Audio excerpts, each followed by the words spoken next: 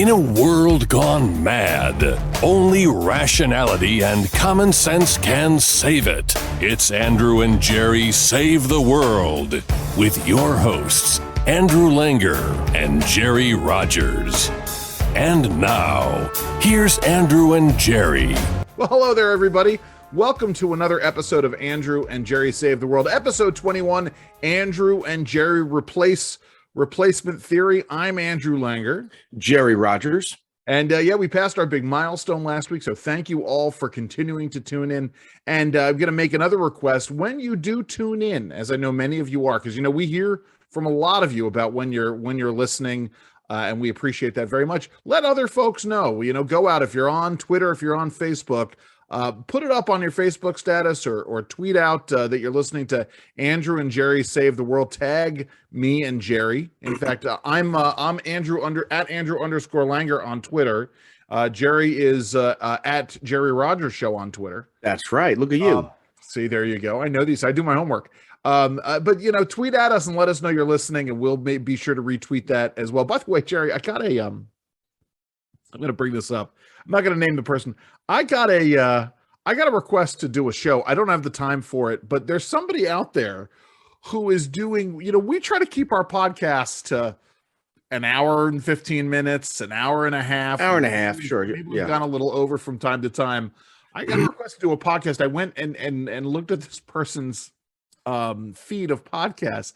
Jerry, no joke, this guy is consistently doing 6-hour podcasts. Oh, 6 hours. Well, I mean, Rogan and Peterson, theirs are pretty long, aren't they? More or less. Yeah, but they're, you know, one person. I mean, it's like, here's the thing, right?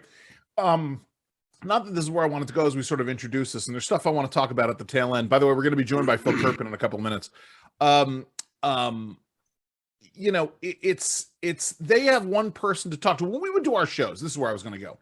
When I would do my show, and for a while, your Sunday show was 4 hours long. Yeah, that's a lot to do, right? It is. When I was filling for the morning show, when the morning show was going into when they were doing it for 4.5 hours, because I guess they're still doing 4.5 hours. Maybe they're going even longer now, but there's two of them.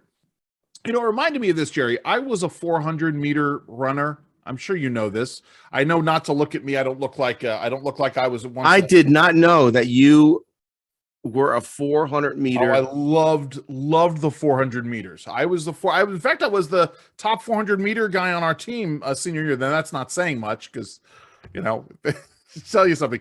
But here's what I likened it to when we would do these 4-hour shows. When you do the 400 meters, you know, you hit the third lap. You know, you go around and you do your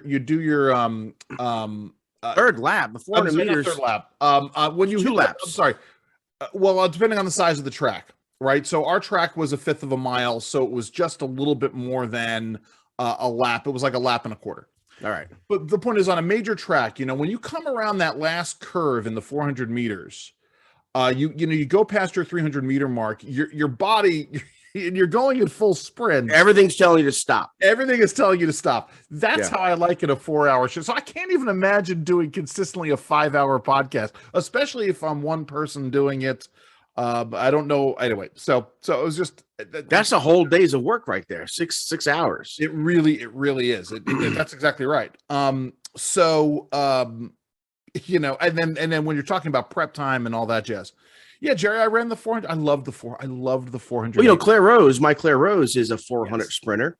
Ran it in CYO, then ran it in high school. And I'm sure I'm sure if I was back in 18 again running track, I'm sure she could have kicked my butt on the thing. You know what it was?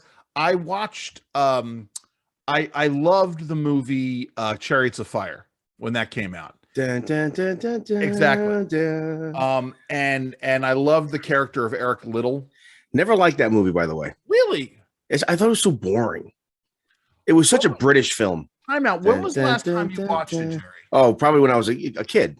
No. Okay. Go back and watch it. Especially because I tell you what movie I do like. I like that movie with Kevin Costner, where he plays the cross-country coach. Yeah, McFarland, USA. Oh, it's such a great movie. Good movie. But my point is, given both of the major runners in Chariots of Fire, Eric Liddell and Harold Abrahams, they both have relationships with their faith.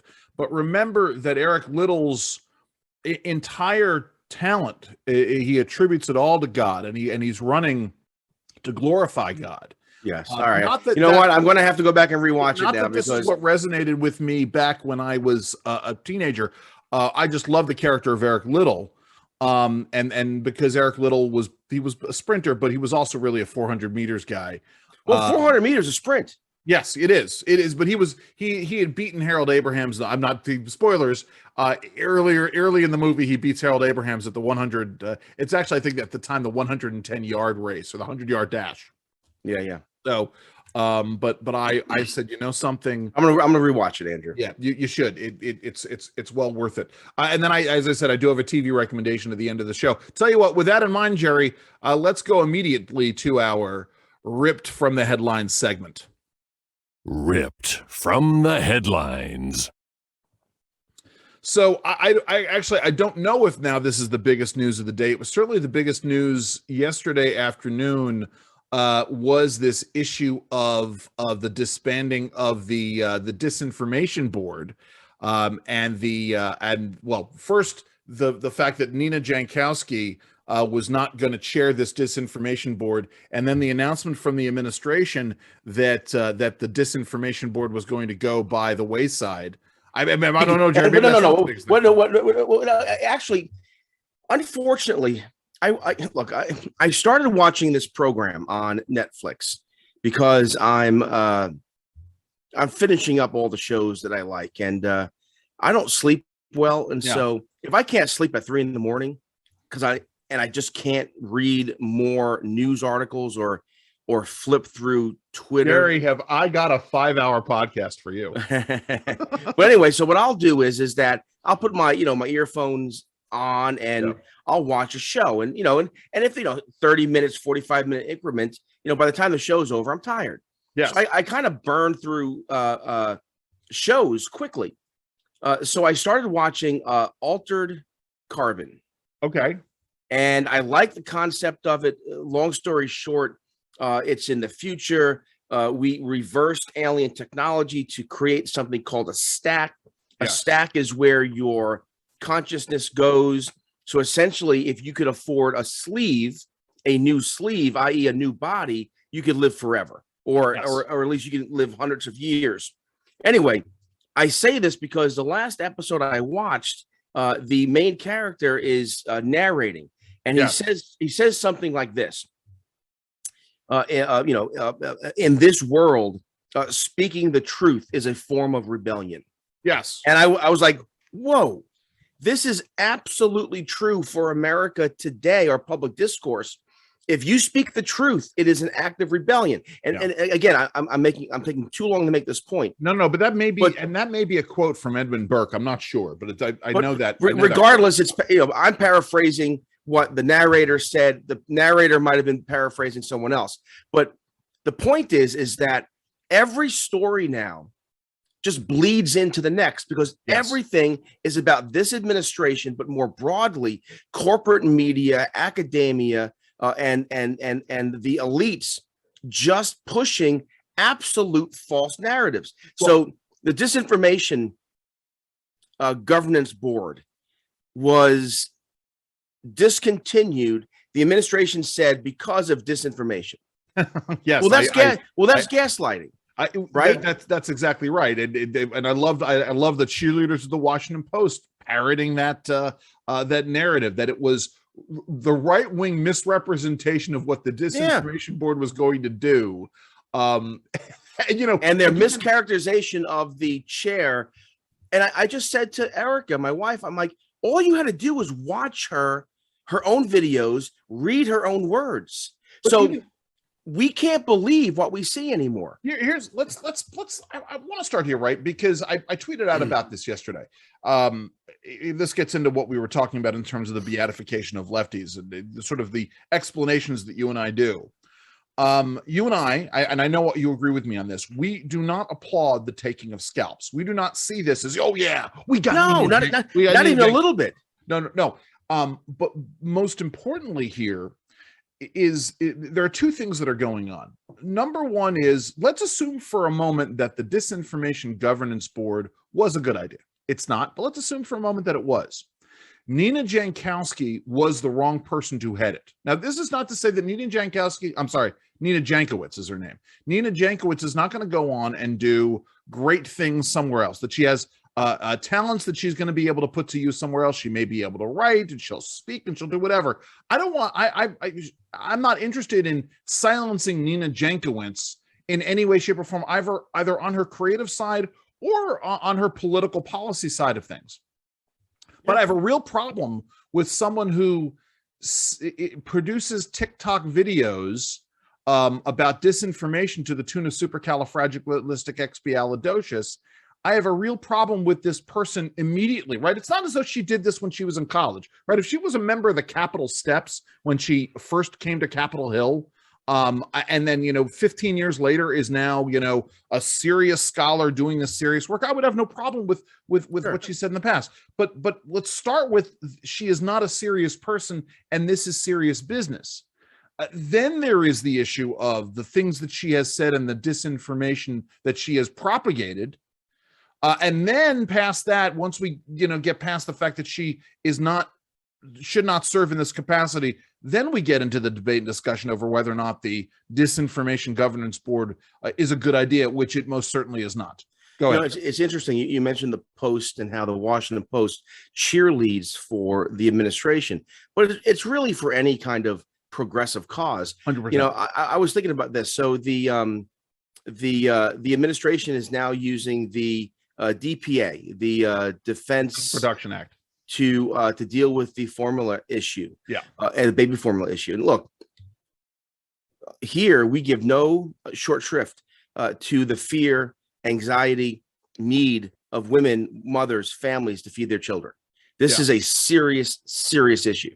But that being said, we have unserious people dealing with it because the DPA is an extraordinary measure to be used in extraordinary times. Yes, it's supposed to be for if we get attacked, we need to produce bombers. Exactly right. We get somebody. And so what's happening is this administration created a problem with the FDA and with the public health community shutting down this plant. The Biden administration fed us false information about tainted formula. It wasn't true.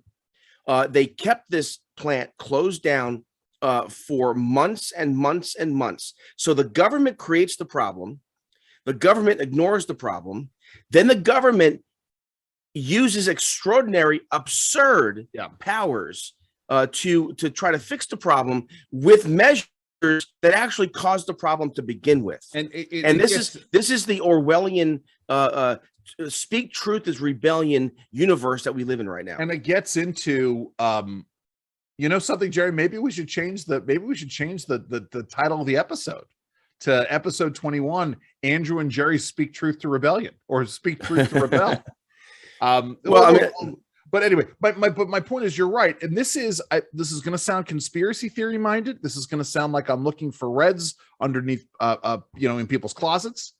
But the reality is, this is classic Hegelian or Marxist dialectic, where you sort of create a problem and then you serve to create the solution to the problem. If everything is if every problem is caused by capitalism, then communism is the answer. Marxism is the answer. And this is exactly what you're talking about. But again, we're talking about, because the name of the program is Andrew and Jerry Replacement Theory. This is all connected. Let me just circle back here in terms of the ripped from the headlines and the title of the show, and that is, for many, many years, James Carville wrote a book about this after the Obama administration. There are academics, universities, there have been white papers, think tanks, pundits, media, experts, Democratic strategists have all said that with new immigration patterns, that the whiteness of America, the problem of whiteness of America, is going away. That America, the great browning of America. Now, look, and then they say, demographics is destiny. Now, I have pushed back against this for years. Of course. But what I've said is that it doesn't make a difference if a woman is black or brown or yellow or whatever color she is. When you believe in individual freedom, when you believe in the family and small businesses, if you believe in liberty, it makes no difference what color you are. And time out, just so you're not just taking Jerry's word for it, and we won't play all of this, but here is a supercut Play all of it. Leftist pundits and leftist politicians talking about this. It's harder and harder to ignore that the echoes of replacement theory and other racially motivated views are increasingly coming out into the open. In a few years, we're going to be a majority brown country. White people will not be the majority in the country anymore. This will be the first generation ever in American history in which whites will be a minority of the generation at some point. As of 2007, every year, babies being born in this country, whites now are the minority. In 2044, everyone is going to be a minority. As the demographics change, as white people become the minority in the country, which is coming. Demographics is destiny. Demographics is destiny. Demographics is destiny, right? The country. All right, we can now, stop it there. I want to make clear here. Yeah. This is what they've been saying. My pushback, our pushback has been, no, it's not. Because if you're Hispanic, Latino, if you're African American, if you're of Irish descent or German descent or Albanian or Islamic or Christian or no faith, it doesn't make a difference. See, this is the problem with the left is that they have groupthink and identity think. See, for those of us who advance and believe in liberty, it doesn't make a difference the color of someone's skin, but they're the ones. So here's the bottom line. They're the ones. Bottom line here, They're the ones who have pushed this replacement theory. And then this lefty is radicalized because he's been locked down for 2 years. We haven't had a conversation about how COVID lockdowns have caused serious mental health issues. So this crazy lefty who was radicalized because he's locked down because of COVID, believes replacement theory, he's a racist, and then goes to a African-American community and murders 10 individuals because he's a racist. But again, the left wants to blame Tucker Carlson, wants to blame Republicans. Mainstream, he was called this maniac, lunatic, evil person was called a mainstream Republican by Rolling Stone magazine. But the thing is, this is the perfect example of gaslighting. This is what they've been saying.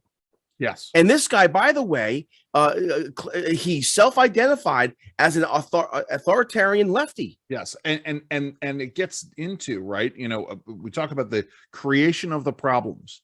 And you think of systemically all of the problems that we're facing, all of the serious issues that we're facing, whether it's the baby formula issue, or whether it is the mental health crisis because of the COVID lockdown, right? Or whether it's gas prices, or whether it is inflation, or whether, pick an issue. Or whether it's this simmering, what do we do about the issue of race? The left in this country, they depend upon racial division to get elected.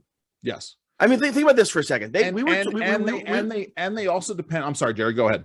No, we were told a year ago that the Georgia voting bill was Jim Crow. Yes. Right now, do you understand? We just had primaries. Never in the history of Georgia have so many people voted in the primary, early voted in the primary, than in the history of that state. That's absolutely. But we were told Major League Baseball left the state, the All-Star game. Again, this is the lies, the gaslighting, right? But keep in mind that was also built on the lie of the previous election cycle, right? Sure. We had an election cycle in 2020 in which more people than ever had voted, right? And the Democrats swore up and down that the vote was secure, that there was nothing wrong with the vote. So essentially, then why crazy? Why was this legislation going to be a problem anyway? But essentially, the left is pushing four things right now, right? They're pushing abortion, but they don't want to define and say clearly what they're for, because what they're for is grotesque. Yes. They're pushing replacement theory, racist Republicans. They're pushing the great lie. Yeah. Right. Look at all the Republican candidates who believe the great lie, the big lie. I'm sorry, the big lie. Now, the big lie is a big lie. Yes, it is. Right. So again, more gaslighting. And then lastly, what they're pushing again is this overall that all Republicans are racist. Yeah. Insanity. Yes. And again, it leads to the issue where in the end, we are kept divided from one another so that we cannot find common ground, so that we cannot solve problems together as a people. And, listen, my only solace in all of this is how this plays into the election, that's coming up and the polling numbers that we're seeing. Though I am very cautious about, what's going to happen in November. Right. As unhappy as people are, you never know. Tell you what, Jerry, I think we should stop there. I think it's a good point. We're going to be joined in a moment by our guest, Phil Kerpen from American Commitment, when we go to our segment that we call Expert Advice. Expert Advice. Welcome to our Expert Advice segment. And boy, do we have a great expert today. His name is Phil Kerpen. He is the president of American Commitment. He's also, I want to say, the founder, and Phil, I don't even remember what your title is, at the Committee to Unleash Prosperity, which is, of course, the Mount Rushmore of great economic thinkers in this country, or the Beatles, if you want to say that much, to look at it. Or the New York Yankees. No, not the New York Yankees. I was going to say the 86 Mets. We're Subway Series 2 is this year. Yes, I would hope so. But Phil Kerpen, so glad you can join us. Before you came on, Jerry and I in our first segment, we're talking about a couple of different things. You don't just do your economic work, and your policy work is in a wide variety of areas.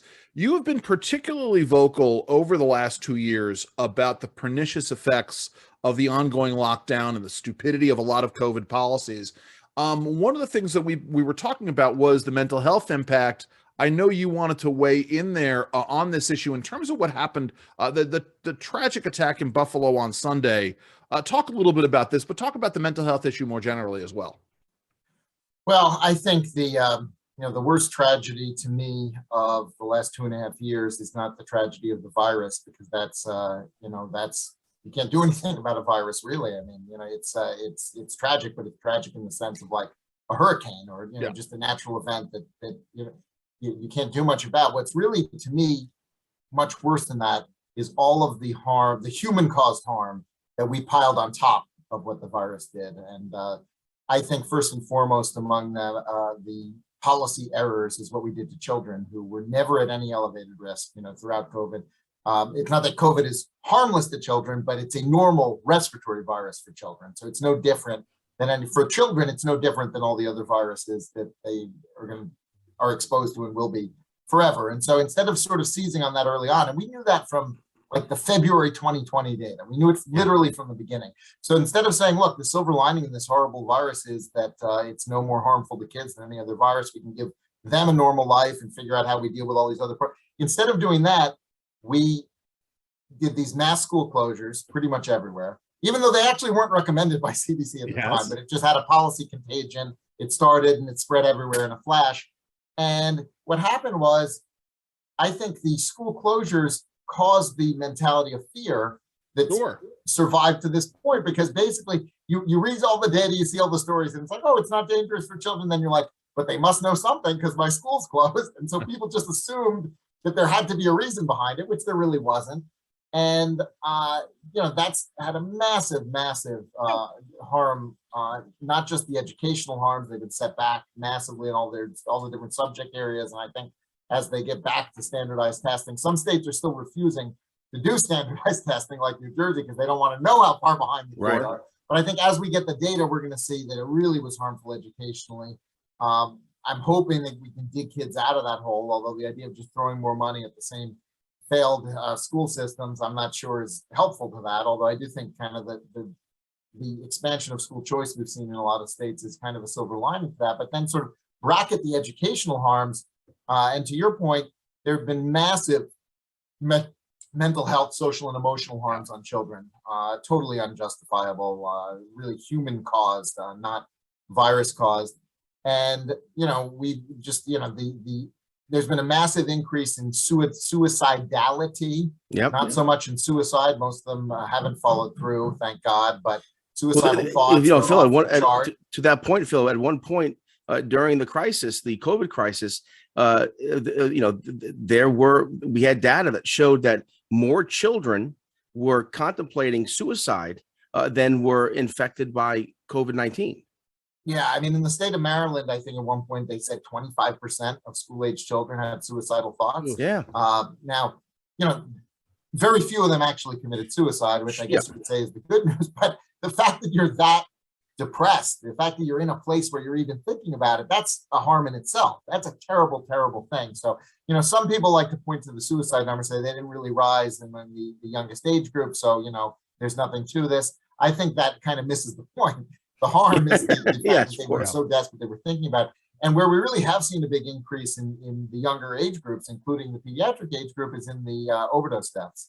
Yeah. And so a lot of people turn to drugs as a way to deal with, those mental health harms or the boredom or, sort of everything that's going on. And right now in this country, there is no such thing as a safe drug, because if you buy, you try to buy a dime bag of pot, it could have fentanyl in it and kill you. There are no safe street drugs. No such thing exists. And again, any street drug could have fentanyl in it and kill you. And to that point, right? I'm the editor at Real Clear Health, Phil, and you know this, but the 12 months that ended in April of 2021, we had over 100,000 drug overdoses, greatest unprecedented number in terms of a 12-month period, until April of 2022, where we outdid that number again. We've had back-to-back years with unprecedented drug overdose, and again, to your point, this is an after effect of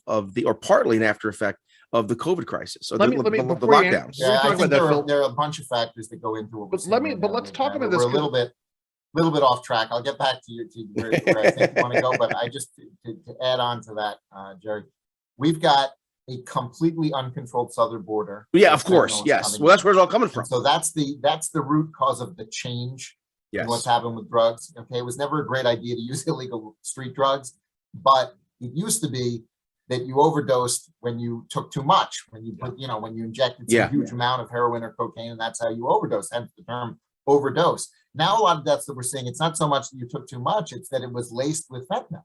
Sure. And you didn't even know what you were putting in you, and it was something that was toxic. So, I mean, maybe poisoning would be a better word. I don't know, but it's qualitatively different than what we've seen in the past, and much, much more dangerous. And then you add on top of that the massive mental health harms that came with lockdowns and school closures, which drive more people to using drugs.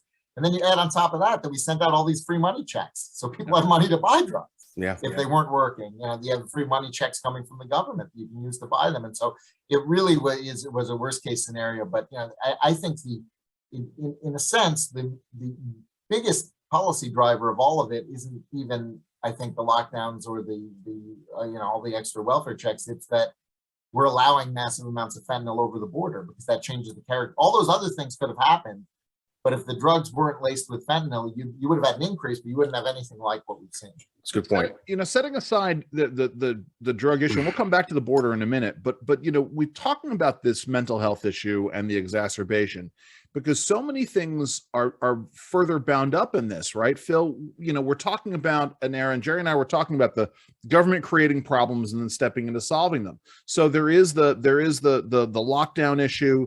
There is people being spun up and turned against each other. There are people being relentlessly told that they're racist because they believe in a certain set of values or ideologies. There's inflation driving up prices. There is in the very particular sense, the issue of the gas prices now hitting historic highs in the United States, and all of this, it really, I don't want to say it's really depressing, but certainly it creates a view of what's coming in the world that is certainly not positive, or at the very least, very anxiety inducing, because we don't know where this all is going. Talk a little bit about the management of the economy, or lack thereof. We had this exchange earlier this week in which Peter Doocy asked the new spokesman for the Biden administration about inflation and taxing of corporations, and how is the taxing of corporations going to reduce inflation, and she didn't answer that. Talk a little bit about this.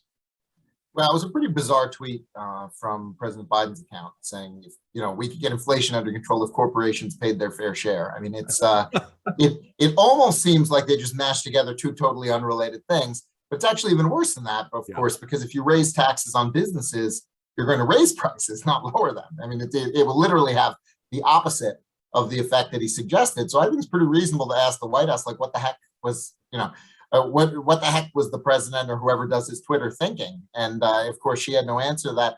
I think they've got a huge problem on inflation because everything they want to do, the sort of the fundamental elements of their agenda, all run in the direction of higher prices. Yeah. Starting with their anti-American energy agenda and all of the regulations and restrictions and taxes they want on energy. And by the way, a lot of this they're now angling through the capital markets. They're making it impossible to invest in fossil fuel projects. Then they say, hey, there are all these leases. It's not our fault. They should be producing. It's like, well, but you made it impossible for them, any fossil fuel project, to get financed. And so they've got the big energy problem. Don't gloss over that, Phil. Hold on. Don't gloss over that, Phil. Walk us through that, because I think that's a really important point to make.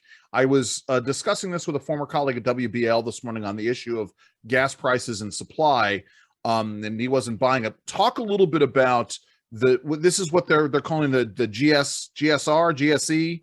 ESG. Thank you. I knew I was going to butcher that. Talk about the ESG agenda and how this is feeding into the issue of the leasing and prices and all of that.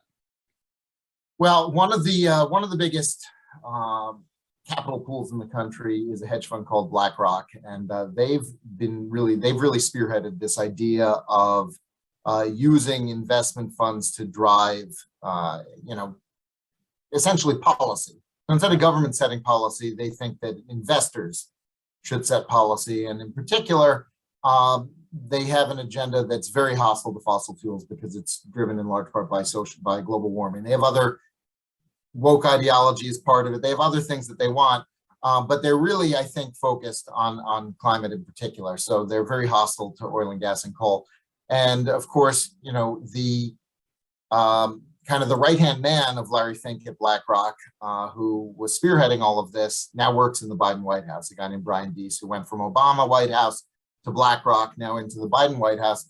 And they've got some aspects of this agenda are explicit. So for instance, there's a proposed rule at the SEC right now that'll be very expensive on mandatory climate risk reporting and emissions reporting upstream and downstream that even they say has compliance costs of over $10 billion. And when the SEC themselves says that, the real cost can be. So part of it's explicit, but mostly it's informal in the sense that, the White House convenes business leaders and they make it known. They basically say, nobody invests in fossil fuel projects. If you do that, you're going to take a big hit in the way that you're seen, and you're going to lose access to institutional capital and all of this kind of stuff. So it's partially through the White House and partially sort of jawboning and political. It's partially through actual regulation, although that rule's not in effect yet, but it's been proposed.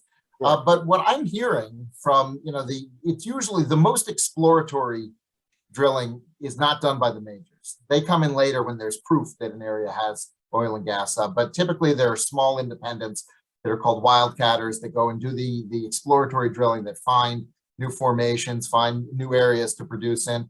And what they're saying is, no one will invest in us. We cannot get any capital to find any new production.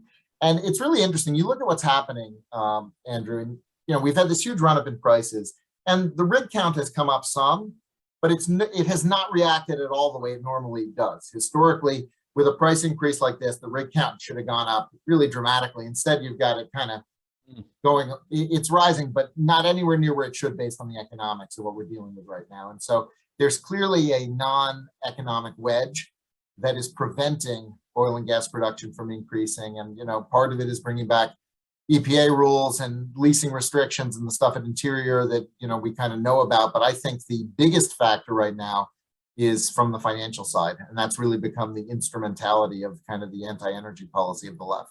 So to sum up, Angela, go ahead, Jerry. Just a quick question here too, because I everything that you said, right? I understand, but here's the thing: we don't have the grid, the capacity, the technology, the alternative energy to replace oil, gas, and carbon. So what is BlackRock? What is the administration? What do these do-gooders? What's next in terms of energy? Or we're just going to have a time of energy costs that will really hurt working Americans. And hold on, Phil, before you answer that, let me add to this. Or is this all about just a payday out of the government? Is it like a Tom Steyer approach where you spend $50 million because you know you're going to make $250 million in monies out of the government? Are they just looking for government subsidies and checks? Well, I think that's part of it. Although the vehicle for that was the Build Back Better bill, which is now dead. So I don't know that they have another. I don't know if they're going to be able to raid the Treasury again for a huge payday. Although I think that's always kind of part of the agenda. That's always part of the idea. But I mean, Jerry, to answer your question, they're kind of betting it all on electrification, and one of the other Biden express regulations that hasn't gotten nearly as much attention as it should is their EPA tailpipe emissions rule, their vehicle fuel efficiency rule from the EPA, and there's a complementary rule from DOT, but the EPA one is explicit on this assumption. The EPA one says that in order to meet their model year 2026 standards, each manufacturer has to have 17% of their new vehicle sales be electric vehicles in model year 2026. Well, model year 2026 is calendar year 2025, which is 3 years from now. So how are you going to do that unless the only way you could do that is to restrict the number of non-electric vehicles that you sell down to, so the price of those are going to go crazy and haywire. They're going to start like throwing in an electric vehicle with your Ford F-150, just like, maybe put a golf cart in the back of it. Here, it's free. I mean, I don't know. Maybe the market will figure out a way around it, but they're betting on essentially electrification and. But how do you feel? But battery technology is going to make it possible to have grid level storage of solar and wind, so that they're no longer intermittent. So but except we're running out of the rare earth material to make these batteries. We've got a massive lithium shortage right now. The lithium price is parabolic. It's gone through the ceiling. We've got. You can't get a mine approved in the U.S. I mean, I think the average time from scoping to final permit approval for a new mine in the U.S. is now almost 2 decades. Jesus. So if we wanted to produce the rare earths and the lithium and all that, it's not like these things are actually hard to find. There are resources, but we won't develop them. Yeah. China's locked up all the ones in Africa for the most part, and so I mean, we're going to I think that we're actually going to hit worse resource constraints if we go down this electrification path than we have with fossil. Well, and let's hold on for a second, and let's not forget that there are massive environmental costs to doing all of this, and certainly there are the carbon costs, right? Because we know that the Chinese are probably using human labor to do a lot of this, but we certainly know that the Chinese don't care about non-point sources of emissions in terms of what they're doing to drill in China or Mongolia or wherever.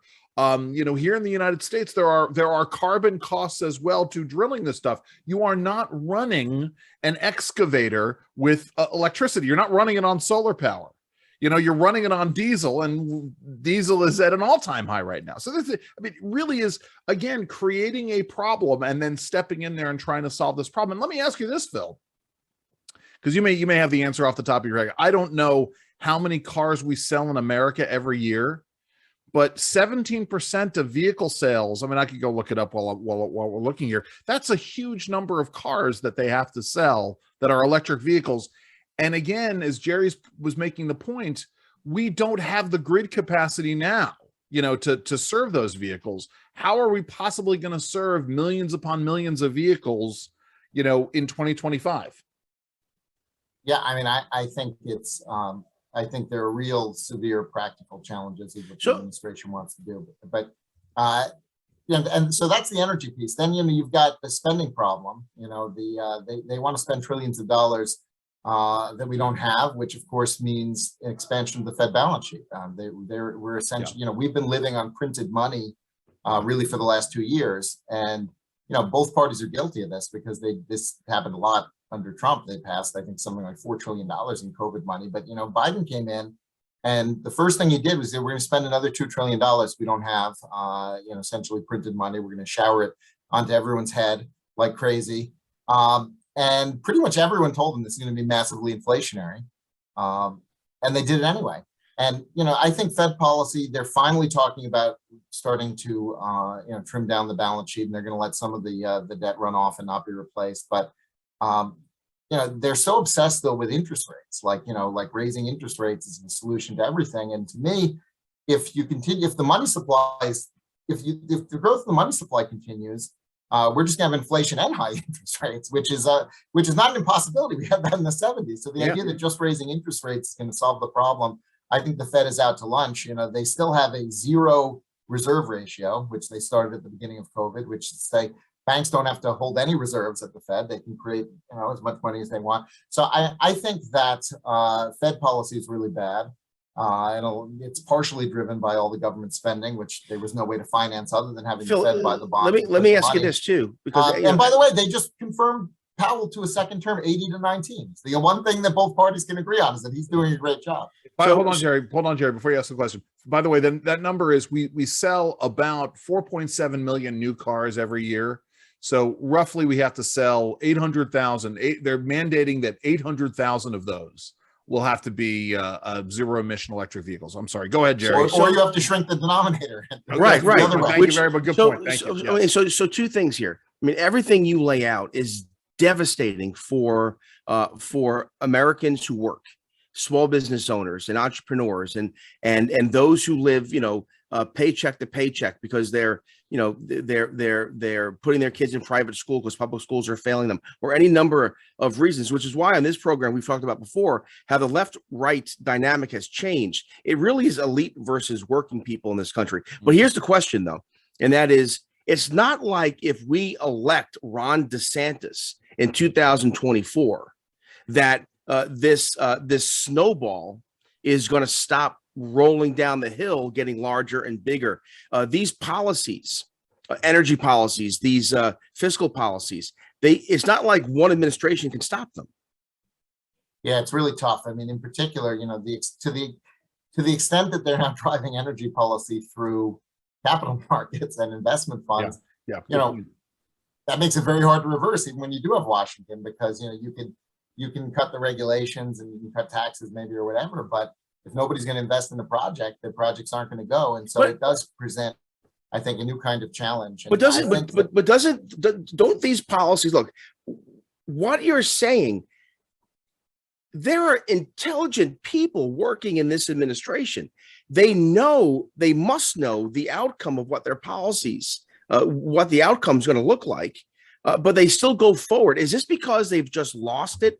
It's a religiosity now. This is a faith to them. And because even like BlackRock, the idea of managing these funds is to make more funds.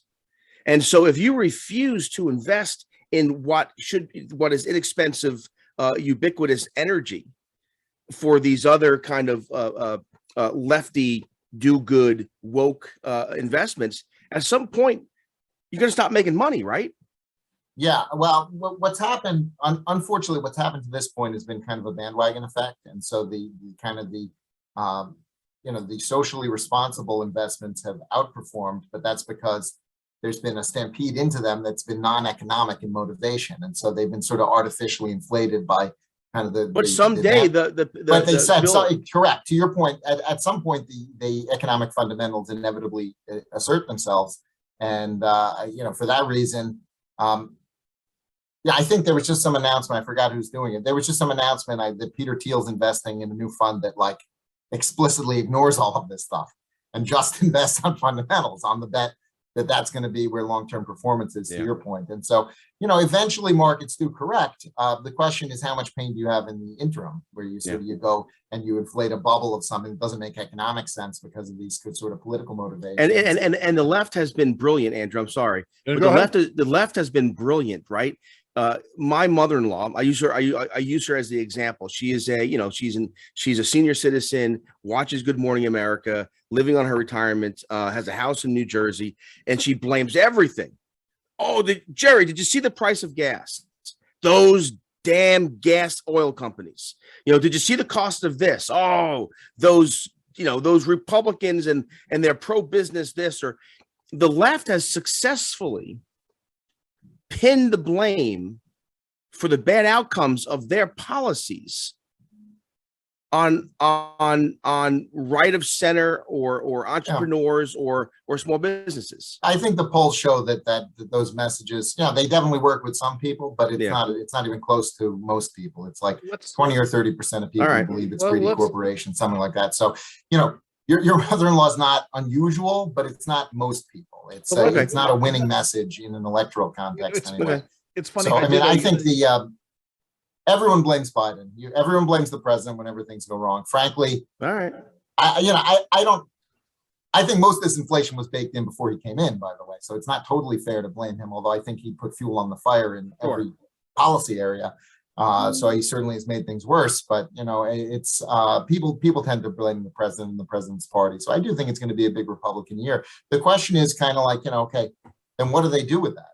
What do they do with it that actually makes any difference? Especially because so little governing is actually happening in Congress anyway. I mean, so you have Congress, and then what? There's so much money they've pumped into everything already. It's not like they need to go back and ask for money. I mean, they've got all these giant, pots of money sitting around that have already been appropriated. And so, I know you guys are on board with this, but I think, our main institutional problem in this country is that Congress never wants to do its job. Right. It never, when it actually gets its act together to pass something, it's some broad, vague thing that just punts the decision making to the executive. You're right. And they don't, like this baby formula thing that's going on right now.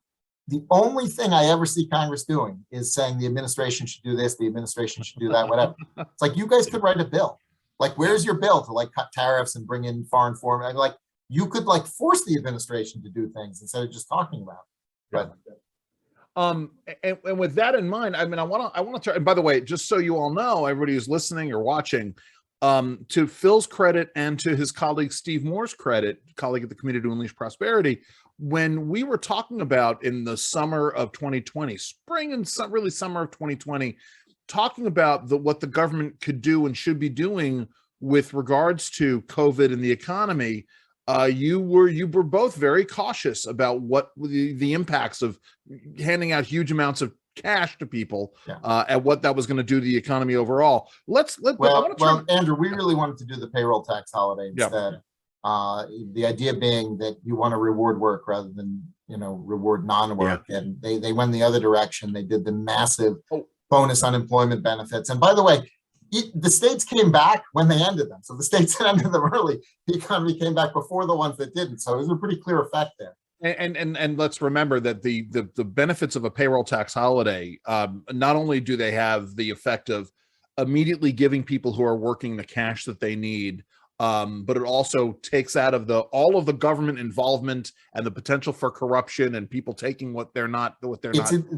The fraud rate in all of the COVID programs is the worst that we've ever seen in anything. The unemployment, the bonus unemployment alone, I think GAO said $160 billion was stolen by fraudsters. There you go. And then PPP had a very high fraud rate. You look at all these programs, and I think, out of the whatever it is, 4 trillion in COVID relief, probably at 800 billion was stolen across these programs, some insane number. I mean, there was one presentation at a meeting recently, and it was the guy was self-interested because he was from a company that does identity verification or whatever, but he had a pretty decent presentation. So, I mean, he wasn't making it up.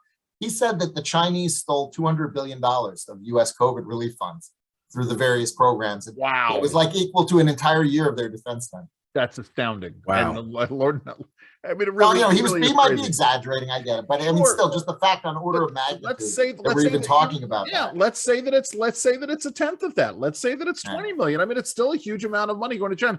But this is where I wanted to go, because we had primaries in North Carolina and Pennsylvania this week. We've got other primaries that are going on. Let's talk about the polling numbers. I mean, I said this. I had a conversation. I did a TV show last week in which one of the people I was debating said that, well, the problem that the Biden administration has is its messaging. They're not getting their message out. And I said, wait a minute. They can say whatever they want, but people are seeing, again, getting back to these kitchen table issues, the baby formula issue, the gas issue. Folks are seeing what's happening right in front of them. Let's talk about the polling numbers and how this translates into what we've been seeing in these primaries and then what we might see in the fall. Well, Republican turnout is up as a share of the primary electorate in basically every single state this year, which is usually a pretty good indication of the kind of year it's going to be. And, like in Pennsylvania, I think in 2018, it was 52-48 Democrat in the primary. This year, it's the exact opposite. It's 52-48 Republican. So, it's probably going to be the opposite of what 2018 was. That was a good Democrat year. This is going to be a good Republican year. And, that's pretty natural in the first midterm of a presidential term that you have that snapback. It's there are a few exceptions, but you almost always get that snapback because people, first of all, the American people love divided government. They're smart enough to know you give one party control of everything, bad things happen. You need to get division. And Democrats have everything right now, and they're not delivering anything beneficial to anyone. And you can message, to your point, you can message all you want, but when somebody's tank shows empty, they have to go fill it up, no matter what the current price is. And if it's $4.50, it's not an optional thing. Phil, do you think the American people? This has been my fear, right? I remember being a younger person, and my dad would talk about how, hey, the cost of gas in America is 69 cents or $1.05, whatever it was. But in Europe, even then in Europe, gas per gallon was more than the American price. And as a kid, I would think I would worry to myself, well, what if Americans get conditioned to the high price? Oh, gas is just $5. Gas is just $5. And we stop pushing back. It stops becoming, oh, that's a high price. Do you see that because of the skewed political discourse, because of how media reports on these issues, that we're going to be conditioned to accept harsher, less free conditions, less modernity? Well, I think that I don't think the American people will tolerate a significant decline in living standards. Okay. And so, I think, we've got prices right now that are significantly outstripping wages. And so you've got a situation where real incomes are declining. And, that people are not going to tolerate that for very long. They're just not. And so I guess you could see a scenario where that happens, but that's kind of like to me, I'm not pessimistic enough to think that Americans are just going to accept reduced standard of living. And by the way, Europeans have much lower standard of living than Americans on average. The median, Sure. It's like the richest European countries are like the poorest U.S. states, essentially, if you rank them on that basis. And so, but they tolerate it, though. It doesn't have to be that way. Yeah, but they tolerate it. I mean, I used to joke around when I was at Pharma. And fighting off and big pharma does bad things sometimes, especially when they cave into we'll accept price controls as long as we're guaranteed volume. So I'm not advocating for pharma here, but when I was at Pharma, we were fighting price controls constantly. And I remember one time I was talking to a Republican senator who wanted who liked this idea of he had a price control bill. And I tried to explain to him there was a price control bill. And he said, no, it's not. This is why it's not. And I said, and I said to him, what's going to happen? I said, you're going to turn the pharmaceutical industry into a utility. And then sometime in the future, 30 years from now, we're going to get someone to say, you know what? We need new cures. We need new medicines, new therapies. Someone should privatize the pharmaceutical industry. And I feel sometimes that's where we're heading. With energy policy, with healthcare policy, with a lot of these policies, you see more government interference. See, and someday we're going to have like a Margaret Thatcher moment, right? And someone will say, "Hey, why don't we unleash the ingenuity of the American people?"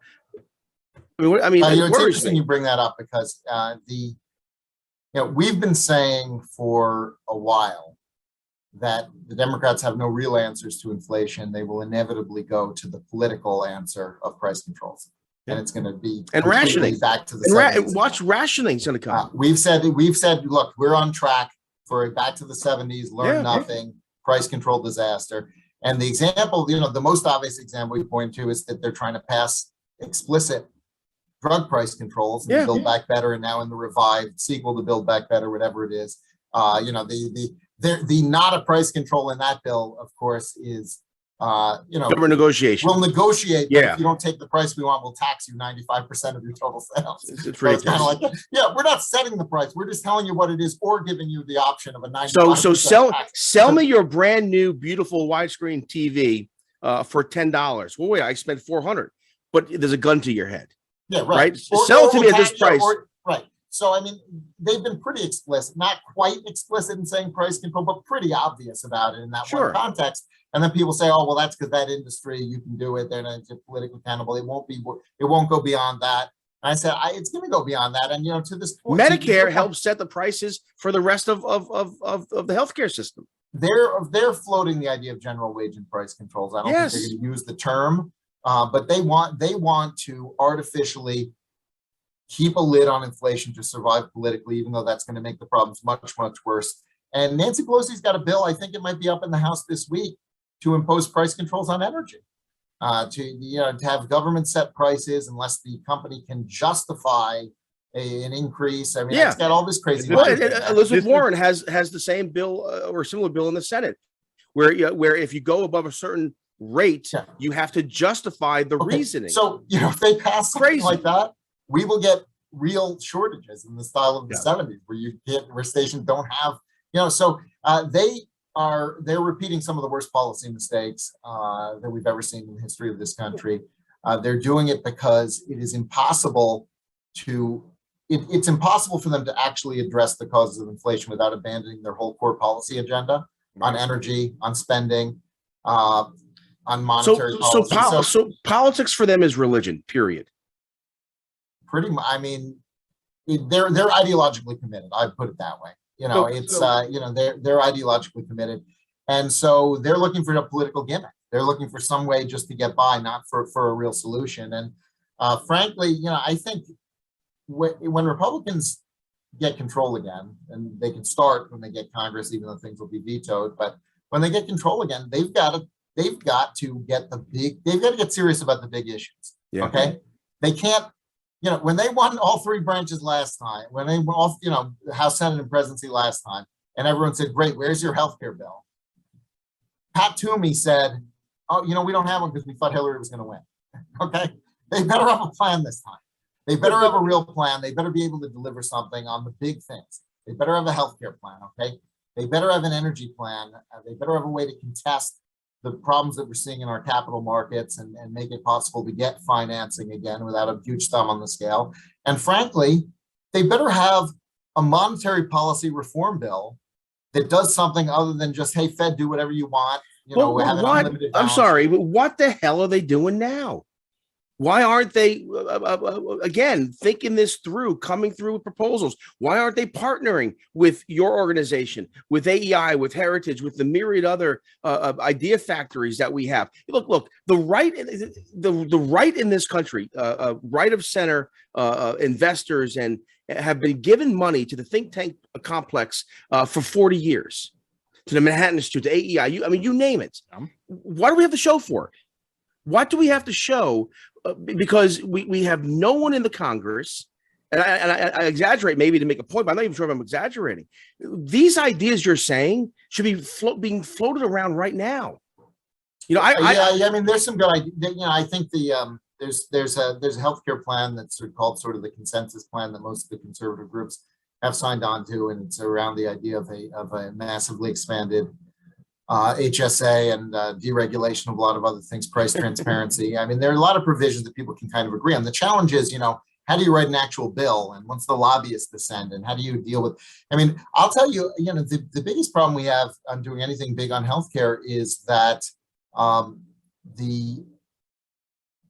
you've got like the biggest, most hated industries in this country. The hospitals, the insurance companies, and the pharmaceutical companies. Okay. And by the way, what does it tell you that like the big industries whose job it is to like save your life and make it better are the most hated industries? And it's their own fault too.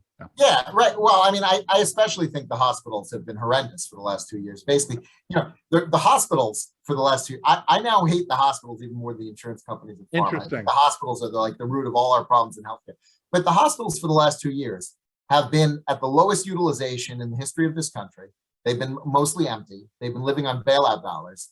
But every time some reporter asks them, "Oh, are you overwhelmed with COVID?" They say, "Oh yeah, it's out of control. It's off." Yeah. So you have these headlines everywhere Sure. about how terrible and overwhelmed the hospitals are, and then you look up their utilization; it's the lowest it's ever been. You say, "What the heck is going on? Like, why did they decide that this was a sensible business strategy?" The only thing I can make of it is that we've seen another huge wave of consolidation. That the large hospital systems have figured out that if you keep everyone scared to go to the hospital because they don't have room for me or there's too much COVID there and utilization collapses, the small ones all get consolidated. They can't stay in business. And so we've had another boom. And so the hospital systems are just getting bigger and bigger and bigger. And, I think that we've got to figure out, how to reverse the policy drivers of that. And we've got to be willing to say, we're going to take on all the big interests. We're going to make healthcare about you controlling the dollars, having a choice of a provider who can be standalone, doesn't need to be a part of some huge system that's bureaucratized. Because I feel like these private bureaucracies in the hospitals and the insurance companies have become almost as bad or have become sort of part and parcul of the government bureaucracy. 100%, without a doubt. But Republicans listen to them because they show up and they're like, "Oh, I'm BCBS or I'm whatever." And so they've got, the hospital is often the largest employer in a district, especially at the state level. And so they show up and say, "I need you to do," politicians say, "Okay." And nobody is focusing on, or very few people are focusing on, the issue of the fact that we have a declining supply of medical care in America. We don't have enough doctors, don't have enough nurses, don't have enough physicians' assistants. And both, right, the hospitalized systems or the systems that are controlled by the big insurance companies, and I apologize, my dog is trying to climb up in my lap. All of them sort of are working to, stop, buddy, are working to keep things going the way that they are. So anyway, I'm sorry, guys. Let's talk about, let's shift gears for a moment. Let's talk a little bit more about the big ticket issues and what the Committee to Unleash Prosperity and what American Commitment are both working on. Well, we did a big study at committee that got a lot of attention about a month ago on pandemic performance across the states, where we looked at outcomes on mortality, education, and economic performance. And we sort of looked at relative performance as Z-scores, and then we summed them and we ranked the states to kind of see who did well and who did badly, kind of balancing all of that. And what and that's released right, and that's released now. Yeah, we put that out about a month ago. National Bureau of Economic Research. On a side note, I'd love for you to come on BAL with me and go through that report a little bit. Oh yeah, no, I'd be happy to do that. I'd be happy to do that. Maryland was kind of an interesting state because they did pretty poorly early in the pandemic, but they really improved. They really improved on almost all the areas kind of as it went on. And what drags down their score overall, though, is they had some of the longest school closures in the country. Yes. So that really hurts them in our rankings. I don't have it in front of me, but I know in that area they were towards the very bottom. Okay. But so we did that one, which got a lot of attention. We do our free daily newsletter. If people want to get that, Committee to Unleash Prosperity.com. I do that with Steve Moore and John Fund. We send it out every week. That you get kind of we try to give facts and information, not just opinion, and kind of things that you might have missed, interesting charts and that kind of thing. So we cover basically, it started as almost all COVID. Now it's still occasionally COVID, but it's more kind of inflation, economics, energy, that kind of stuff. So people can sign up for that. We've got a new paper that's coming out soon on the private sector experience of the Biden administration. And it's very, very low. The vast majority of their key decision makers have never worked in the private sector or have only a year or two. So that's going to be the next committee product. It's going to come out, I'm not sure exactly, but pretty soon.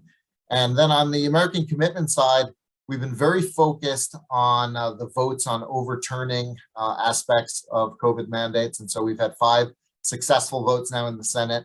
The Senate has voted successfully in the Senate, passed bills to overturn the OSHA vaccine mandate, the CMS health worker vaccine mandate, to terminate the national emergency, to ban the airplane mask mandate, and to ban the preschool mask mandate in Head Start. So we've had 5 bills passed in the Senate. Some of them very bipartisan. There were 8 Democrats on the airplane mask one. On this issue. So Andrew and I were talking earlier about how the infant formula issue, the administration has, the DPA is going to be used to bring in formula from overseas or what have you, and I think it's absurd because again, it's the abuse of these emergency powers. So the question is, do you see the Congress, or do you see those who are concerned about an imperial presidency? Do you see pushback to not abuse emergency powers again, the next epidemic, the next crisis? Because if they did it for COVID, they're doing it for infant formula. They could do it for anything. I think, Jerry, I think that speaks to kind of this broader problem of Congress not being serious about being the first branch of being the legislative branch of government, and more just being kind of the ATM for the executive branch to run the country. And, we got those 5 bills passed in the Senate. None of them have even had votes in the House because Nancy Pelosi just says, yeah, whatever, I don't care. And even if we did get votes in the House, which I'm trying to do because I think it'd be very valuable, politically, if nothing else, the president would veto those. And so you've got a situation now where the most significant policy decisions are made by the executive branch. And unless you have 2/3 of the House and Senate to overturn it, you could pass a bill to overturn it, but it's going to be vetoed and you're not going to be able to override it. And so I think we've turned the. But at least they're on. But at least they're on record then. Yeah, right. So we're doing it anyway. We're fighting for it. We're going to try to get it. We got discharge petitions going in the House, and so we're going to try to get the House votes. And I would love it. I mean, when the Senate passed the Rand Paul bill to ban the airplane mask mandate with 8 Democrats, so it got, and Romney voted against it, so it had 57 total votes. The White House said, we would veto this. They said, we'll totally veto this. And it's like, okay, well, let the House have their vote. If he really wants to use the first veto of his presidency on keeping the power to snap a mask mandate back on airplanes whenever he feels like it, then, let him veto that, like make him do it. I'm all for that.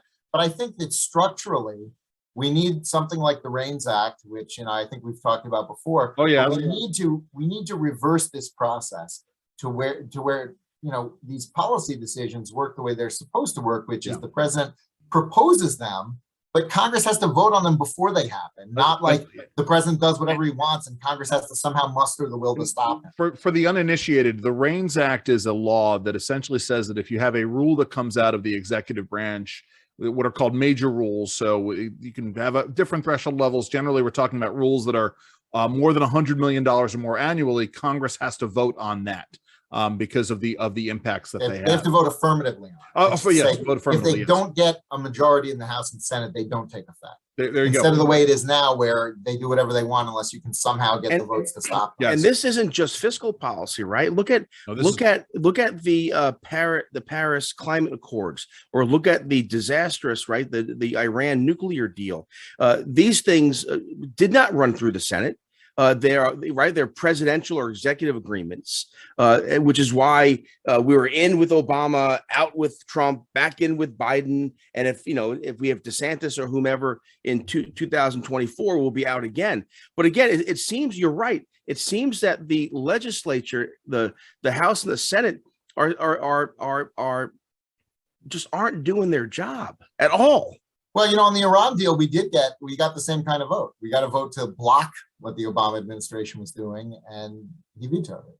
Yeah. But however, it should never have been. See that was. But it should have been the other way around. It should have been the actual exactly right. Process. But that was the Republicans who did that, right? And I don't even understand why they did that. So instead of having they were trying to politically embarrass the president through they were trying to politically embarrass the president, but it should have been actually stop it. It should have been, it should have been the 2/3, whatever it is, for the treaty. That's what it should have been.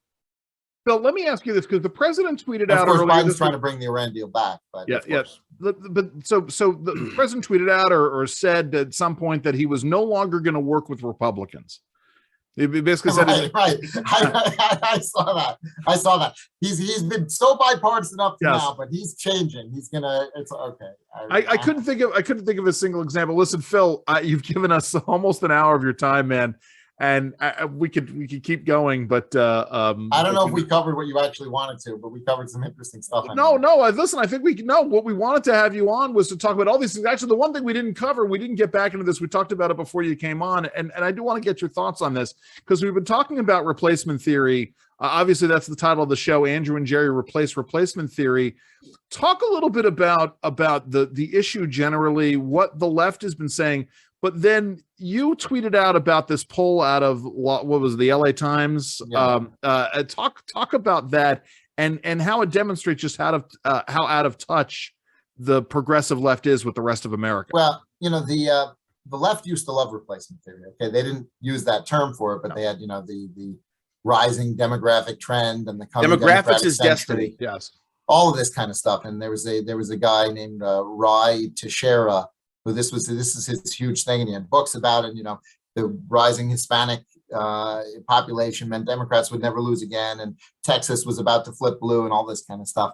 And a funny thing happened on the way to, their version of replacement theory, which is Hispanics are becoming Republican now. Yeah, and they're backlashing to Democrat economic policy, and they're also backlashing, I think, to Democratic social extremism and all the woke craziness and the transgenderism and all of the crazy from the left. And I don't even think they call it political correctness anymore now. It's wokeness, which is PC wasn't PC enough, I guess. And this poll I thought was amazing because they asked, I think they polled 1,000 Hispanics in Los Angeles County or something, because that was a significant sample size, a scientific poll, a real poll. And they said, which of these three terms do you prefer to identify yourself? And this was asked only of Hispanics. And they say it was Latino, Hispanic, and Latinx. And Latinx, which is the left and the media's preferred term, got 1%. So if you use the term Latinx, you're literally a 1%er.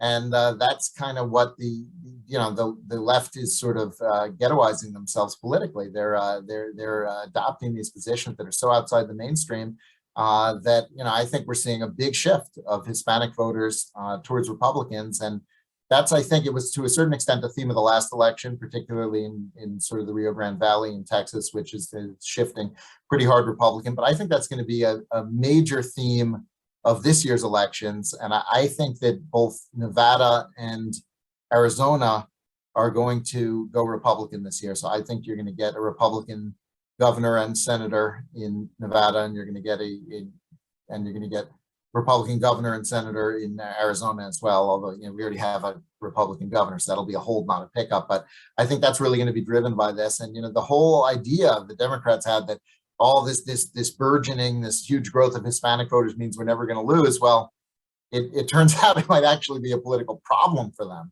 that Hispanic population is growing in this country. Well, Phil Kerpen, thank you so very much. I'm sorry, Jerry, do you have one more question? No, one last, just for your comment, because I like you gentlemen, I just watch the news and I'm a Congress watcher and I read and I become infuriated. So you saw that Chuck Schumer took to the floor of the Senate and essentially called out anyone who doesn't agree with him a racist. The question is that, are we going to see a time when McConnell or whomever is the Republican leader, the next Biden, Schumer, they're constantly calling their Republican colleagues, Republicans broadly, as just plain out racists, white supremacists, white nationalists, but yet we're still cordial, yet we're still trying to work with them. Do you see a time when we might have a Republican leader? And look, I'm neither here nor there with McConnell. I mean, but the fact of the matter is, will Republicans start the fight, give as good as they get in terms of the political wars, the culture wars? Well, this of course is the appeal of Trumpism, right? I mean, he's a bastard, but he's our bastard. And I think that it's tough. It's tough if you're not Donald Trump. It's tough to take that kind of stance, because when the media pile-on comes and everyone attacks you, most people are just not able to weather that. They're not able to withstand it. So they'd rather minimize the risk of it. And And then you got the problem that the people who are willing to be full Trump, a lot of them are a little bit crazy and a little bit wrong on a lot of policy. And so, it's tough to get someone who's temperamentally like that, but is also solid substantively. And the one person that really fits that bill in my mind is Ron DeSantis. And that's why I'm such a big fan of him. But it takes a very rare combination of political talent and, principle to be able to do that.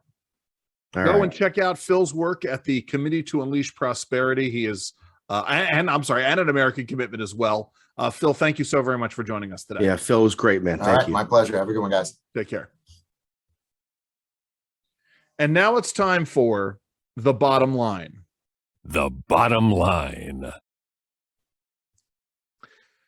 Yeah. So, Jerry, as we were sort of paused there for a moment, you said something that was very important. I mean, this is why we have these conversations with people like Phil. Phil's got, it's one of those things where Phil's got a big brain. I know you like to say that I have a big brain. Phil's brain is bigger than mine, certainly. And being able to sit down with Phil for an hour and talk in detail about these issues. I mean, for instance, this issue of the ESGs and markets, the lack of investment in the capital markets and how that's playing in, that is such a vital point to make in terms of why certain leases aren't being undertaken. And again, it underlines how dishonest the media is, right? Joe Biden says, Jen Psaki said that there are all these leases and the oil companies aren't exploring for oil. Well, the reason for that is because of regulations and because of compliance rules and compliance costs, but also because they can't get the money, the investments to do it. The wildcatters, the independents who need the big oil companies to invest in them, right? The big oil companies. But the administration doesn't distinguish there, right? They just say, the oil companies aren't doing this. Yes, but again, like everything else, it is much more complicated, right? Than it gets into, right? It's funny, and I'm going to say this.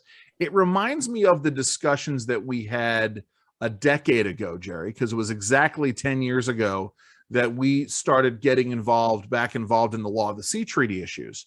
And we were trying to have an in-depth, nuanced conversation about investment and incentivization of investment, disincentives towards investment. And folks who just wanted to look at it from the bumper sticker side of things didn't want to get in depth on these things. Again, just to comment on that real quick. So Andrew and I took a position where we supported this international forum to hammer out disputes in terms of leasing in the oceans and drilling and leasing in the oceans. And our libertarian friends said that we were sellouts because this is bureaucracy, this is big government, this is the global elite. Yeah. But we asked a very simple hold on, time out. And then there are our conservative friends who were like, we're giving up America's sovereignty. Right. Yes. Some international body. So we attracted the ire of both our libertarian friends and our conservative. But the question they could never answer was very simple.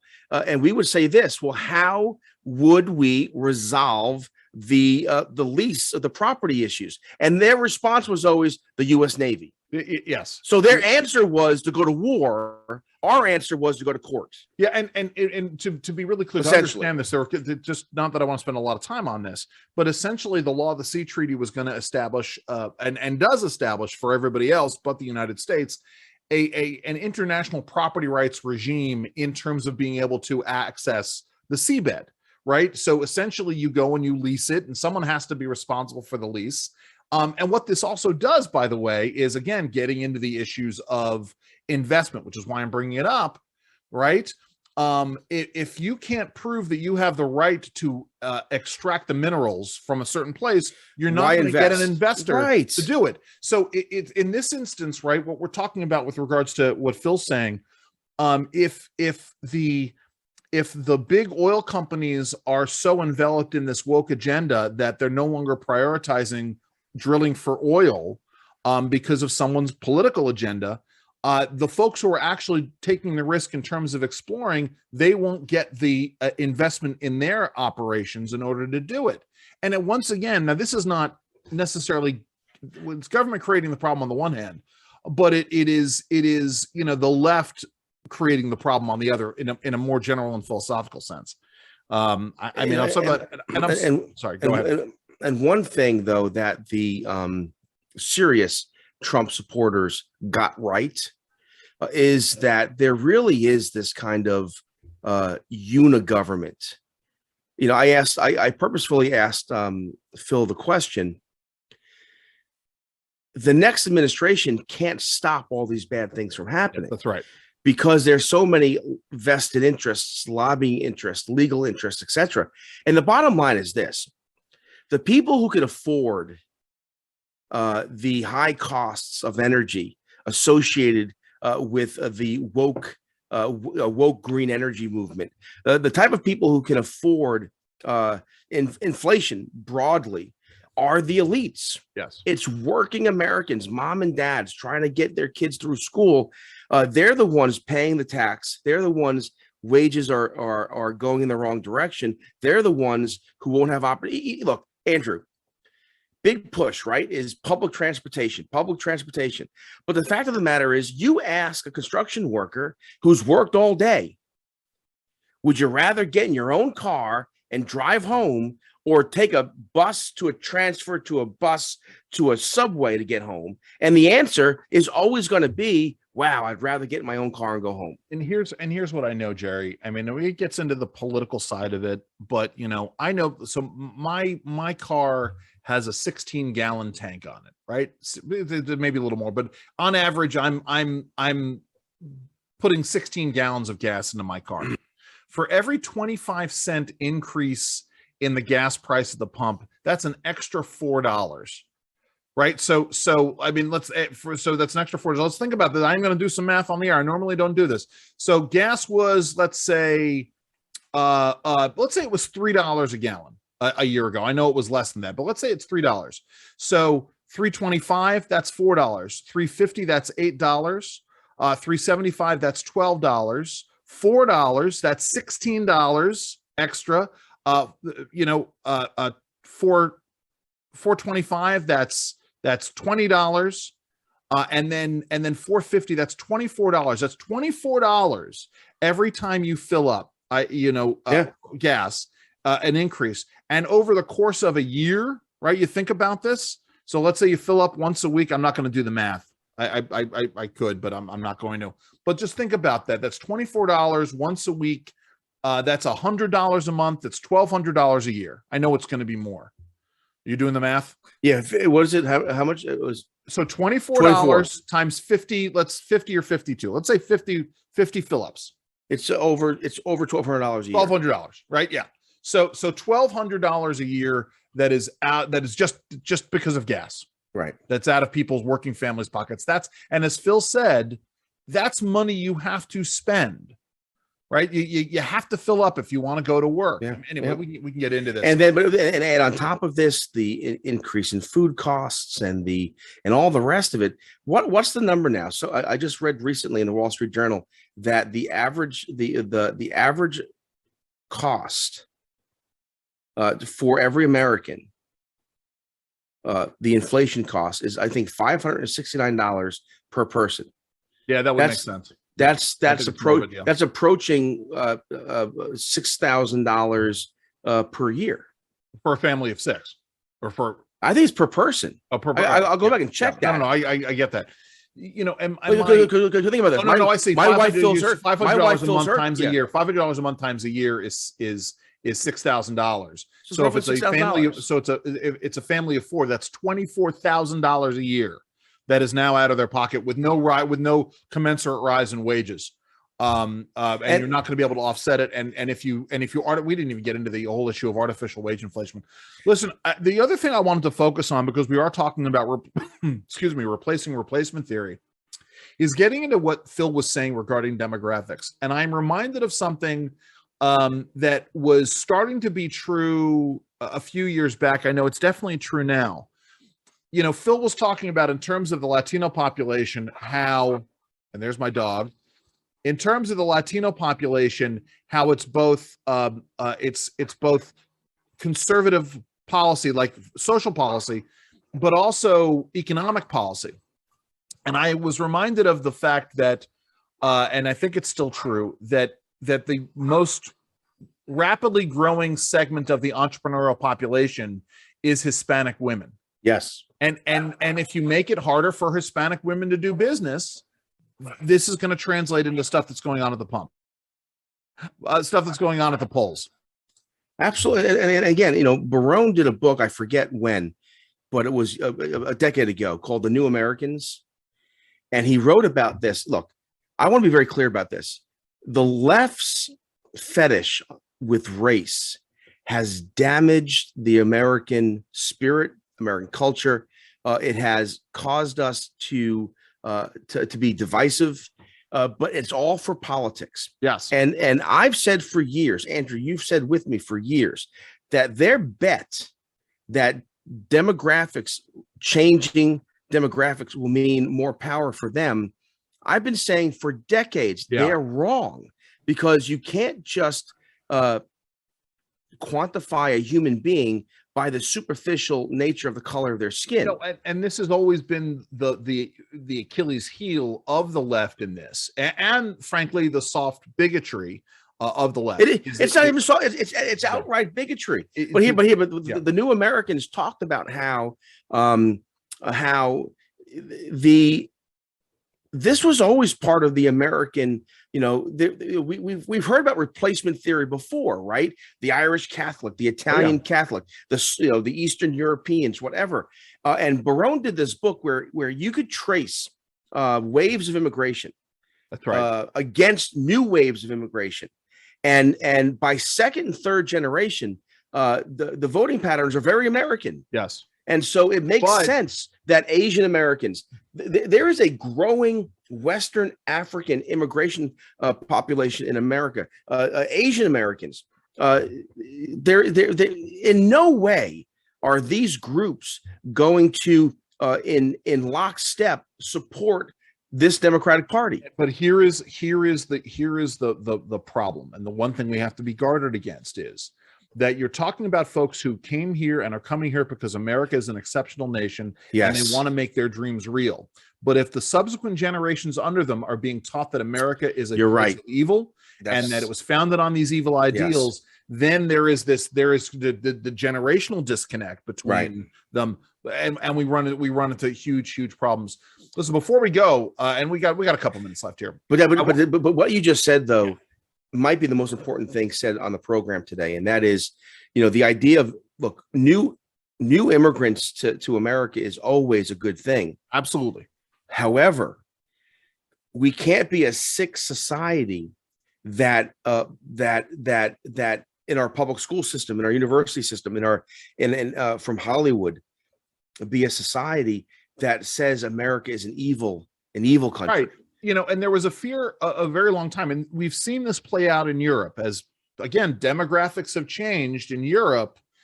We have seen sort of national identities in Europe change, right? Policies changed, outlooks have changed. It was, I believe it was Friedman who said, you cannot have open borders and massive social welfare states at the same time. You just can't do it, because of you bankrupt a society and you fundamentally change a society.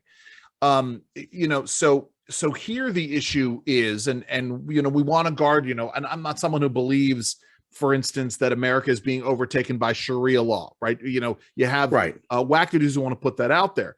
But what we want to make sure is that, you know, as people are coming to America, and they're coming to America because, again, remember, the American dream in the end is the entrepreneur's dream. It is about taking some desire of yours and making it manifest, because we have the greatest free market, limited government society in the world. What we don't want to do is have people who are socialists coming from socialist nations coming to America. Right? Remember, it's like what you see in states like Texas or Nevada or what have you, where people migrate from blue states to red states and then proceed to try to change the character of those states. Right. Right. That sort of, we see this writ large. And in fact, that's probably the greatest way of talking about Why? Anyway, it's a way of looking at this issue in a way that isn't focused on race, but is focused on ideology and how ideologies change. That's exactly right. Listen, I want to say this much. I don't know if you have Paramount Plus, Jerry, but I want to speak a piece about the best show on TV right now that I'm watching. Yeah. Which is The Offer. We just finished watching Winning Time on HBO and loved that. Really innovative and great. We're watching The Offer, which is the story of the making of The Godfather. Yep. With Miles Teller as Al Ruddy, who later went on to produce the Atlas Shrugged movies. You know, I got to meet him in that regard. We could set aside the quality of the Atlas Shrugged. So The Offer is not a film; it's a series. It is a series. It is a limited run series, talking about the development of The Godfather, and then talking about the back and forth between Al Ruddy and Joe Colombo of the Colombo crime family. And what's really interesting, Jerry, is first of all, in the first couple of episodes, they were directed by, the whole thing is being executive produced by a guy who has become a movie producer, but he was an actor on Band of Brothers, the TV series. Yeah. And there are a couple of guys from Band of Brothers in the first couple of episodes. I'm like, God, that's really weird that they're all together. But it's really good. It's really well done. The guy who plays Robert Evans, are you familiar with Robert Evans at all? No. All right. Robert Evans was a very famous movie producer and studio executive in the 1970s, late 60s into the 70s and into the 80s. He produced The Godfather, or greenlit The Godfather. He was behind Love Story and Chinatown.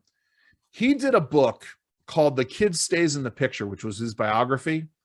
And they took the audiobook and they turned it into and of course he had to narrate his own audiobook. They turned it into a documentary with film clips and pictures. And it became very famous when that came out. He's got a very distinct voice and a very distinct inflection. The guy who's playing Robert Evans is brilliant, and spot on just in terms of his arrogance and his outlook. In the book, The Kid Stays in the Picture, he refers to Ally McGraw as snot nose.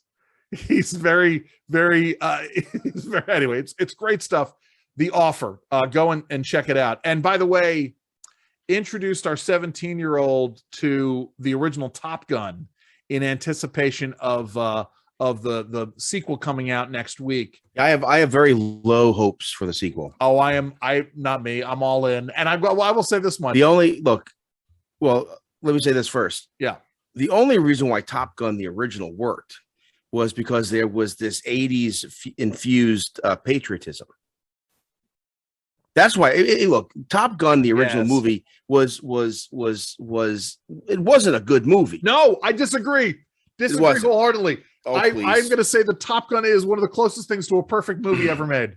It was a good movie, I think, because it had that kind of Reagan-esque 80s America first, America's cool kind of vibe to it. If Top Gun 2 doesn't have that vibe, I'm worried about it. No, Top Gun 2 is going to be some of it's going to be about nostalgia, and some of it's going to be about revisiting these characters. Some of it is going to be about the personal stories that are out there and the conflict between Maverick and Goose's son, and Maverick and Penny Benjamin, who, was referred to in the first movie, and this one played by Jennifer Connelly. But here's what, the original Top Gun, it's a great story. It's a well-written story. Listen, they're young actors, but for what they're doing, I think it's fantastic. The cinematography is amazing. It's got great pacing. The original? Yes. Oh no, Andrew. Yes. Oh, it was horribly shot. What are you talking about? It was cheesy. No, not at all. Again, when was the last? I know what you're referring to, Jerry. You were uncomfortable with the kissing scenes, the making out scenes, and I understand that. Well, I also, my wife Erica thought that Tom Cruise in Top Gun was like hot, and that always bothered me. See, there you go. One of her friends. Yeah. All the more reason why you should go back and visit it, especially if you have a big screen TV, because you see Tom Cruise when he still had his big horse teeth, and it'll totally dispel the myth of Tom Cruise being hot. Well, I remember being in high school, and Erica and her friend Paula would watch Top Gun, and and replay the volleyball scene of over course. and over again. Whatever. Oh, well, listen. Oh, I get it. And you're nuts. also bothered by the latent homoeroticism in it. No, I'm not bothered by it. But it's what's the word? Schlocky, shoddy. What's the word for it? I think you're talking about there's an 80s. It's over the top in certain ways in that Yes. regard, right? I mean, again, but I agree with you. There is no more homoerotic scene in mainstream. I'm not cinema. sure if it's homoerotic. It could just be giving the guys without their shirts for the girls. But my point is this though: what made it work? I agree with you. I think it's a great movie. But what made it work? It had this 80s vibe to it of patriotism, of America. And if Top Gun 2 doesn't have that, I think it's. I will tell you, the movie holds up, and I'm a patriot, so maybe that's part of it. I think, just even anyway, go and watch if you get a chance. I mean, if you get a chance, you should watch it again. Maybe without Erica, because she'll ooh and ah over Tom Cruise and the rest. Well, thankfully, he's done enough crazy things since that. She's off it. Yeah. She's over it. Got it. In any case, we watched the end of Moon Knight. Did you ever watch Reacher, by the way? Oh, I love Reacher. Okay. Reacher's fantastic. It was a great series. And we saw the trailer for She-Hulk, Attorney at Law. Oh my goodness. I'm in. I'm the only one of my family who's in on this. I am all She-Hulk. She's Bruce's cousin, who's an attorney, and I guess somehow gets into the experiment and becomes She-Hulk, and she's She-Hulk Attorney at Law. Oh goodness! I'm all in. All right, Jerry, you got a show on Sunday. And again, what I've decided to do for these programs is to take these issues. Frankly, Andrew, this conversation we had isn't being had anywhere else. I agree wholeheartedly. And so what I want to do is take a mini version of this and do it on Sunday. And I think that's a great idea about these topics. Well, listen, if you can't get Phil for Sunday, you want the audio file of the interview to play, you're welcome to it. I'll send it to you. I have, just so y'all know, really that essay that I did earlier this week on what was it on? I don't even remember. Oh, on Federalist. Oh, Lord. It was on federalism, but it was federalism and the Netherlands Constitution of 1579. Yes. I almost said the French. Yeah, thank you. Well, that's just it. That came out. I have on Monday and Tuesday coming up pieces on the absolute monarchy of the Sun King Louis XIV and how that informed the founders or what the founders were concerned about. Actually, really quick, Jerry. I don't know if you're aware of this, but there was antipathy on the part of Alexander Hamilton and John Jay. I think I talked to you about this yesterday on the phone. Antipathy towards Hamilton and by Jay and Hamilton. It turns out, by the way, that John Jay's great-grandfather was a Huguenot or Huguenot, depending on how you want to pronounce it. And we talk about that in the essay and how that plays in the Constitution on Tuesdays. So, Jerry, what do you want people to find? Find the truth, plant your feet, stand firm. God bless you. Have a great week, everybody. Have fun and stay safe.